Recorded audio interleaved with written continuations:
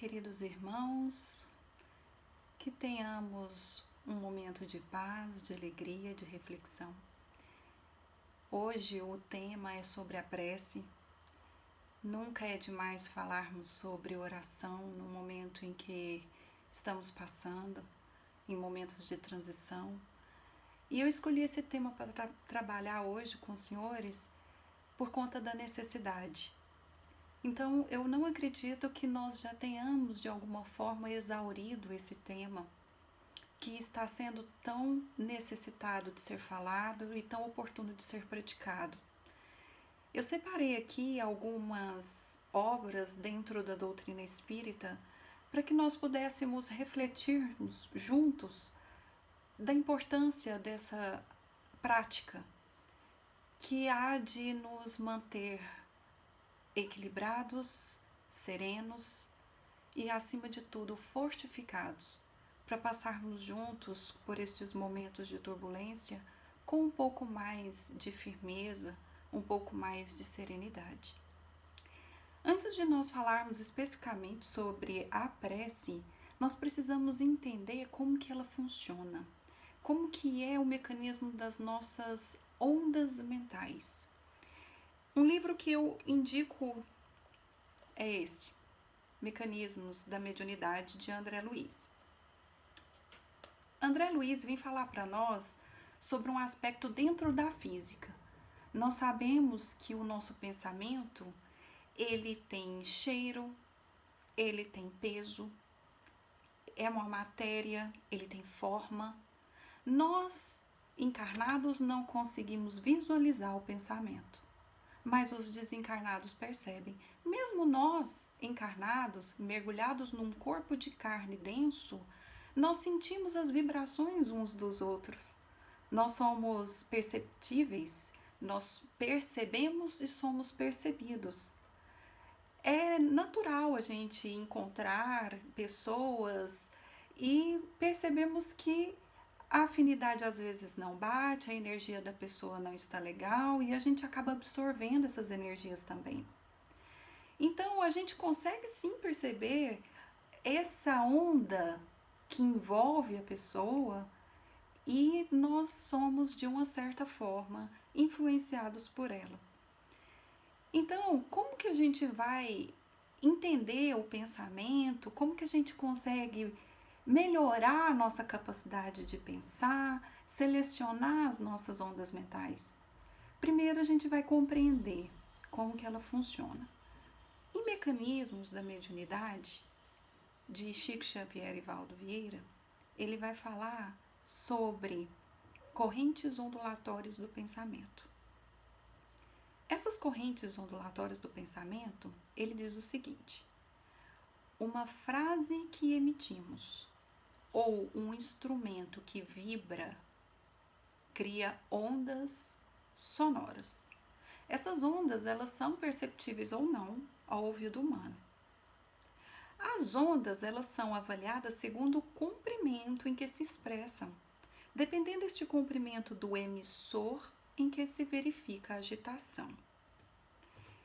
As ondas eletromagnéticas existem no mundo e são classificadas em longas, médias, curtas ou ultracurtas. Isso, meus irmãos, André Luiz já falava há quanto tempo, mas é um estudo básico da física. Então, o que nós estamos falando aqui não é nenhuma novidade. Só para nós, então, relembrarmos algo que nós todos talvez já conheçamos. O que é uma onda, afinal de contas? E a conceituação vem. É uma oscilação ou vibração que se propaga no espaço ou num meio material, dentro de uma frequência de tempo. E aqui nós vamos ter como parâmetro o segundo, uma frequência de um tempo, certo? O que é uma onda? É aquele desenho gráfico que a gente conhece, que tem a crista, desce, então ela tem um comprimento, certo?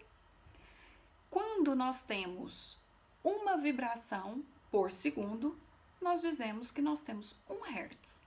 Então, o Hertz é a nossa medida de frequência. Se nós temos 100 vibrações em 1 segundo, nós temos 1 kHz, certo?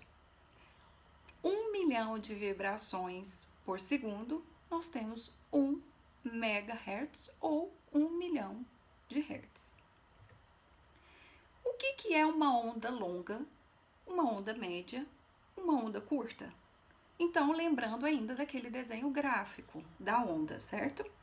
Nós temos um comprimento, uma onda longa. O que é uma onda longa? Ela tem um comprimento maior que 1 quilômetro e menor que 10 quilômetros. André Luiz explica. É uma frequência entre 3 e 30 kHz. Então, a gente imagina uma onda. Esse desenho gráfico inteirinho num espaço de 100 quilômetros. Ela formaria, então, em 1 segundo, 10 quilômetros, aliás, ela formaria uma onda longa. Então, uma onda em 10 quilômetros é o alcance dela. Por isso que a gente fala que ela é longa. Ondas médias, elas vão de 100 metros a 1 quilômetro. Então, a sua frequência é de 300 kHz a 3 MHz. Então, ela já é menor do que a onda longa. E a onda curta, ela vai de 1 a 10 metros. A sua frequência é de 30 kHz a 30 MHz. Uma onda ultra curta, bem curtinha, elas não são perceptíveis pelo sistema auditivo humano. O comprimento da onda fica abaixo de 1 metro e a frequência oscila em torno de 20 Hz. Quer dizer que a onda ultra curta, ela vibra muito mais dentro de 1 segundo e ela tem um alcance, em termos de espaço, menor. André Luiz continua. Quanto maior for a frequência, oscilações por segundo das nossas ondas mentais, menores serão o comprimento e, consequentemente, maior a probabilidade de o nosso pensamento atingir regiões superiores. Vejam, senhores, que informação mais importante. É aí que entra agora o nosso tema da prece. A prece sentida e verdadeira, diz André Luiz, é um exemplo de emissão mental de alta frequência. A ideia fixa, o monodeísmo, desencadeia emanações mentais de baixa frequência que caracterizam as ondas longas. Lembrando, as ondas longas têm um alcance em espaço maior, portanto, ela alcança muito menos as esferas superiores. André Luiz continua. Ao pensar, o ser humano emite ondas mentais que lhe caracterizam o grau evolutivo. Ondas mais longas, de pequeno alcance, por certo, resultantes de preocupações ou atividades corriqueiras. As ondas médias são direcionadas para interesses menos imediatistas. E temos as ondas curtas, de frequência elevada, voltadas para os assuntos espirituais, assuntos nobres. E André Luiz ainda vai nos contar sobre as ondas super ultra curtas, em que se exprimem as legiões angélicas. Ou seja, não tem alcance aqui, nós não conseguimos emitir essas ondas aqui na crosta terrestre, não é assim? O pensamento é uma vibração que se inicia na mente, diz André Luiz, por impulsos emitidos pelo espírito e que se propaga através da matéria num estado particular de condensação, que denomina a nossa matéria mental. E é aí que a gente vai perceber que, emitindo uma ideia, qualquer ideia, nós passamos a refletir as que se lhe assemelham com esta ideia. Ideia essa que, para logo, ela se corporifica com intensidade correspondente à nossa insistência em sustentá-la. Eu acho muito bacana essa passagem de André Luiz, porque ele está nos mostrando que a gente pode até ter pensamentos ruins. Pode até existir um sentimento ruim que tenta nos fazer desequilibrar. Mas quando a gente percebe que nós temos o comando do nosso pensamento, isso nos traz uma sensação muito de autocontrole. É o poder que nós temos. Nós não podemos evitar de sermos assediados por essas ondas mentais. Nós não podemos evitar que os pensamentos nos cheguem, mas a gente pode selecioná-los. E como é que a gente vai fazer isso? Prestando atenção neles. Será que nós estamos prestando atenção? Até que ponto nós estamos alimentando essa matéria mental que nos chega por meio de ondas, até por desencarnados? São as influências que nós recebemos. Como é que a gente vai entender se elas vão ficar em nós ou não? Se elas vão incorporar na nossa mente, no nosso organismo, na nossa psique ou não? Simplesmente com a insistência em sustentá-las. As palavras de André Luiz. Nossa insistência em sustentá-la. Vejam, senhores, a importância da meditação. O que é a meditação, afinal de contas, se não prestar atenção em nós, nos nossos pensamentos, nos nossos comportamentos? Existem várias maneiras de meditar. E uma delas, que eu acho muito eficiente, muito produtiva, muito eficaz, é nós pensarmos que nós somos, ao invés de atores da nossa história, que nós somos então espectadores. A gente deixa de ser ator para passar a ser telespectador. Como assim, Renata? Imaginem que nós vamos nos silenciar a nossa mente, e a gente vai passar a sentar na poltrona do cinema. Lá no cinema a gente se imagina sentado numa poltrona e na nossa frente tem aquele telão maravilhoso do cinema. Nós vamos sentar na poltrona e visualizar os pensamentos que vão nos chegando por meio daquela tela, que é a nossa tela mental. A partir do momento que a gente se põe à disposição, a gente começa a deixar fluir esses pensamentos e visualizá-los naquela tela mental. A gente olha como espectador e não como ator. É um excelente treino de meditação, porque na medida que as cenas vão passando lá naquela tela em que eu não faço parte, eu posso até aparecer naquela tela como uma história, mas eu olhando de fora, como telespectador, eu tenho condições de analisar e discernir que pensamentos são esses. Que pensamentos eu devo insistir em sustentá-lo? E muitas vezes vão vir pensamentos ruins. A gente vai olhar para aquele pensamento ruim que está aparecendo na tela do cinema e vai pensar o seguinte: o que eu posso fazer disso? É uma culpa que apareceu ali? É uma tentação que eu estou passando no momento? É um remorso? É uma alegria imensa? Então, não é para ser descartado, porque aquelas cenas, aqueles pensamentos que estão sendo projetados na tela do nosso cinema particular, eles têm um significado muito grande para nós. Nós precisamos trabalhar essas emoções. E é uma maneira tão bacana, porque como que nós vamos descobrir em que nós temos que melhorar se a gente não prestar atenção naquilo que nós estamos fazendo no dia a dia, não é?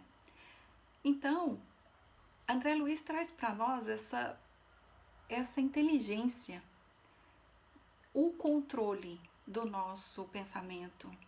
Nós vamos deixar primeiro fluir para depois selecioná-lo. A nossa insistência em sustentar. Qual é a tônica do meu pensamento nesse instante? Ele é bom? Então eu mantenho. Eu mantenho viva a minha fé, a minha perseverança. Eu mantenho viva a minha capacidade de produzir. Eu mantenho viva a minha capacidade de abençoar. Então, tudo aquilo que é bom, que vem naquela tela mental, a gente tem condições de selecionar e sustentá-la com a força da nossa vontade. Quanto à eficácia da prece, será que adianta? A gente já compreendeu que nós temos matéria mental. Essa matéria mental, ela pode ser direcionada por nós pela força da nossa vontade. Como é que fica a eficácia da nossa prece? Ela nos torna melhores? As preces, as nossas orações, nas nossas diversas linguagens, nas diversas religiões que existem, elas tornam o ser humano melhor? Essa é uma pergunta do Livro dos Espíritos, questão 660. E aí os espíritos respondem para Kardec: sim, porque aquele que ora com fervor e confiança é mais forte contra as tentações do mal. E Deus lhes envia os bons espíritos para os assistir. É um socorro que não é jamais recusado quando pedido com sinceridade. É tão bom ouvir isso. É tão bom vir de uma fonte tão idônea que é o Livro dos Espíritos, saber que é um socorro que não é jamais recusado. Jamais, meus irmãos. Ah, Renata, mas peraí, parece que eu oro e não adianta. Parece que eu oro e quanto mais eu oro, mais assombração aparece. Então vamos ver como é que nós estamos orando. Lá no livro O Consolador, Chico Xavier e Emmanuel. A mensagem de Emmanuel fala o seguinte: a prece não poderá afastar os dissabores e as lições proveitosas da amargura, constantes do mapa de serviços que cada espírito deve prestar na sua tarefa terrena. Mas deve ser cultivada no íntimo, como a luz que acende para o caminho tenebroso, ou mantida no coração como o alimento indispensável que se prepara de modo a satisfazer a necessidade própria na jornada longa e difícil, porquanto a oração sincera estabelece a vigilância e constitui o maior fator de resistência moral no centro das provações mais escabrosas e mais rudes. A prece vai nos livrar? A prece vai fazer com que a gente abrevie a nossa tarefa aqui na Terra? Não. Não nos enganemos, meus irmãos. Não façamos permutas levianas com Deus. Ele não vai nos livrar das nossas expiações. A prece não vai nos livrar de um perigo que a gente precisa superar. A prece, ela vai nos fortalecer. É por meio da prece que nós vamos entrar em comunhão com Deus e receber dos bons espíritos orientação, fortalecer as virtudes que já existem em nós. As bênçãos que nós tanto queremos dos céus, ela vem por meio da prece. Porque é a nossa forma de conectar com o nosso Deus, com o Deus que habita no nosso templo íntimo. Então a prece vai sim nos fortalecer, vai trazer para nós boas ideias, vai fortalecer a nossa esperança, vai trazer para nós paz, a paz que a gente tanto precisa e deseja. Ela vai trazer. Tem uma questão muito interessante, uma conversa de Jesus com Pedro, que é narrada no livro Boa Nova. Essa conversa, Humberto de Campos traz para nós uma reflexão de Pedro. E Pedro diz o seguinte: mestre, mas eu oro e as minhas preces parecem que não são atendidas. Então, para que eu vou orar? De que adianta orar? E aí, Jesus, com a sua imensa doçura, com a sua imensa sabedoria, diz assim para Pedro: Pedro, enquanto orares, pedindo ao Pai a satisfação dos teus desejos e caprichos, é possível que te retires da prece inquieto e desalentado. Mas sempre que solicitares as bênçãos de Deus, a fim de compreenderes a sua vontade justa e a sábia, a sua vontade justa e sábia a teu respeito, receberás pela oração os bens divinos do consolo e da paz. O que Jesus está dizendo para Pedro? O momento da prece, meus irmãos, é o momento mais silencioso que tem que ser. Na medida que nós silenciamos as nossas aflições, a gente consegue ouvir a voz de Deus por meio da prece. As palavras que a gente coloca na nossa prece, elas têm que servir como um bálsamo. Enquanto eu estiver orando, Senhor, afaste de mim as doenças, afaste de mim o mal, afaste de mim a tentação. Estou dando muito mais ênfase para o mal do que para o bem. Então, meu Deus, me dê saúde, me dê força para trabalhar, me dê equilíbrio, Senhor, porque eu confio em Ti, porque a vida pertence a Ti, porque eu sei que tudo passa. Apenas te peço, Senhor, que neste momento que o Senhor nos fortaleça e que me ajude a entender os seus desígnios. Que seja feita sempre a tua vontade, não a minha. E que a gente sinceramente coloque em Deus, coloque nas mãos de Deus essa confiança. Porque enquanto a gente estiver orando para que a vontade dele seja feita, mas que a gente fique contrariado quando a nossa não é atendida, tem alguma coisa errada na nossa prece, não é assim? E aí eu gostaria, nesses minutinhos finais, de falar com os senhores sobre o evangelho do culto no lar. Meus queridos irmãos, nós não temos noção da força da proteção que os lares têm quando oram. Nós temos várias formas de orar. Nós podemos orar sozinhos, nós podemos orar juntos com a nossa família. E Jesus disse que onde dois ou mais estivessem presentes, ele estaria entre eles. Não foi assim? Ele nos ensinou isso. Quando a gente não tem ninguém para orar conosco, não tenhamos dúvidas de que a espiritualidade maior nos acompanha. Então nós, na verdade, nunca estamos sozinhos. Separe um momento, separe um dia da semana. O ideal é que seja uma rotina na sua vida, na nossa vida, de oração. Sempre que possível, determine um horário, um dia da semana específico para você se recolher. Coloque uma água para fluidificar. Os bons espíritos estarão ali nos acompanhando. Escolha um livro edificante. Você é adepto à Bíblia, leia a Bíblia. Independente da religião, o evangelho do lar é a força da nossa casa. Separe então esses momentos, recolha os seus entes queridos, convide-os amorosamente para orarmos juntos e que isso seja feito de boa vontade, respeitando o momento, a necessidade de cada um. Eu separei aqui alguns livros como indicação para os senhores para o culto do Evangelho no Lar. Esse livrinho aqui é muito bacana porque ele traz histórias aleatórias muito edificantes para o nosso culto. São histórias curtas, independentes umas das outras e traz um conteúdo doutrinário, espírita, sublime. Tem também esses livrinhos da coleção de Emmanuel, coleção Fonte Viva. Um deles é esse, que são histórias curtas também, que Emmanuel vai trazendo para nós trechos da Bíblia e faz comentários para nós dos trechos da Bíblia.